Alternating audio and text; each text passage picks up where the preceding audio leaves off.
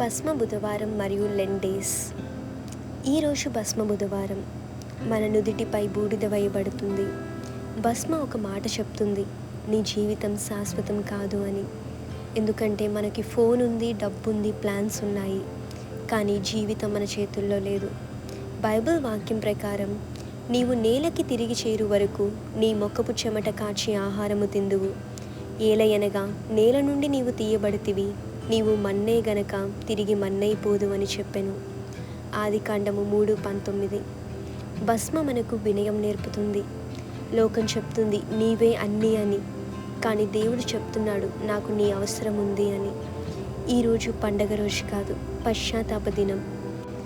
దేవుడు మనల్ని ఇలా అడుగుతున్నాడు, నీ జీవితం నిజంగా మారుతుందా లేక మాటల వరకేనా అని. బైబిల్ వాక్యం ప్రకారం మీ దేవుడైన యెహోవా కరుణా వాత్సల్యముల గలవాడును, శాంతిమూర్తియు, అత్యంత కృపగలవాడునై ఉండి తాను చేయునుద్దేశించిన కీడును చెయ్యక పశ్చాత్తాపపడును గనక మీ వస్త్రములను కాక మీ హృదయములు చింపుకొని ఆయన తట్టు తిరుగుడి. యోవేలు 2:13. అయితే ఈ రోజు నుండి లెంట్ దినాలు మొదలవుతున్నాయి. అవి 40 రోజులు.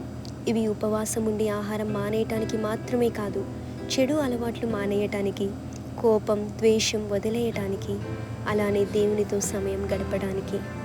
భస్మ బుధవారం అనేది నిరాశ కాదు, ఎందుకంటే భస్మ తర్వాత సిలువ ఉంది, పునరుత్థానం ఉంది. దేవుడు విరిగిన హృదయాల్ని ఎప్పుడు తిరస్కరించడు. కాబట్టి ఈ లెంట్ కాలంలో మన జీవితంలో మనం నిజంగా మార్పులు చూడాలి. బయట బూడిద మాత్రమే కాదు, లోపల కూడా మార్పు కావాలి. అలా అయితేనే దేవుడు మనతో ఉంటాడు. ఆమేన్.